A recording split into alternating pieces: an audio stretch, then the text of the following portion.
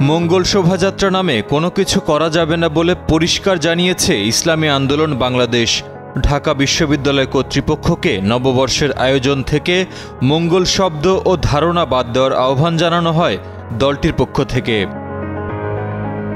ইসলামী আন্দোলন বাংলাদেশের সিনিয়র নায়েবে আমির মুফতি সৈয়দ ফয়জুল করিম বলেন, নববর্ষের দিন মানুষ শালীনতা ও ইতিহাস ঐতিহ্য সমর্থিত পন্থায় নানা আয়োজন করতেই পারে, কিন্তু সেই দিন কোনো যাত্রা করলে তাতে মঙ্গল হবে এমন বিশ্বাস করলে বা ধারণা করলে পরিষ্কারভাবে তা গুনাহের দিকে নিয়ে যাবে।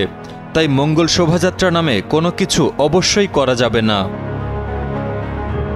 বুধবার দলের সিনিয়র নেতাদের সঙ্গে মতবিনিময়কালে এসব কথা বলেন মুফতি সৈয়দ ফয়জুল করিম। দলের এক বিবৃতিতে এসব কথা জানানো হয়। বিবৃতিতে বলা হয়, পয়লা বৈশাখ ঋতু সম্পর্কিত বিষয়। এ অঞ্চলের মানুষের কৃষিকাজ, ব্যবসা বাণিজ্য, বিয়ে শাদী সহ অনেক কিছুই ঋতুর সঙ্গে সম্পর্কিত। সেজন্য বাদশাহ আকবর ইসলামী বর্ষপঞ্জিকাকে ভিত্তি করে সৌরবর্ষ গণনার জন্য বাংলা সন প্রবর্তন করেছিলেন। এই সনের প্রবর্তনের সঙ্গে মুসলমানদের ইতিহাস ঐতিহ্য জড়িত। একই সঙ্গে এই অঞ্চলের মানুষ হাজার বছর ধরে মুসলমান হওয়ার কারণে তাদের আচার, প্রথা ও সংস্কৃতিতে ইসলাম বিরোধী কোনো অস্তিত্ব কল্পনা করা যায় না।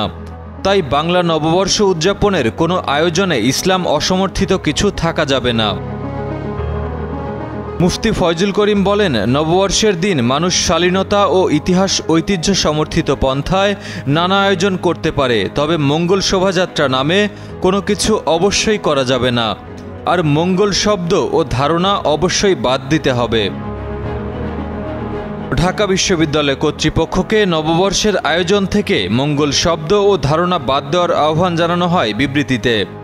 বলা হয়, নববর্ষের আয়োজনে মূর্তিসহ ইসলাম অসমর্থিত সব কিছু বাদ দিন, বরং এদেশের হাজার বছরের ইতিহাস ঐতিহ্যকে বিবেচনা করে ইসলাম সমর্থিত ধারণা ও উপকরণ ব্যবহার করুন।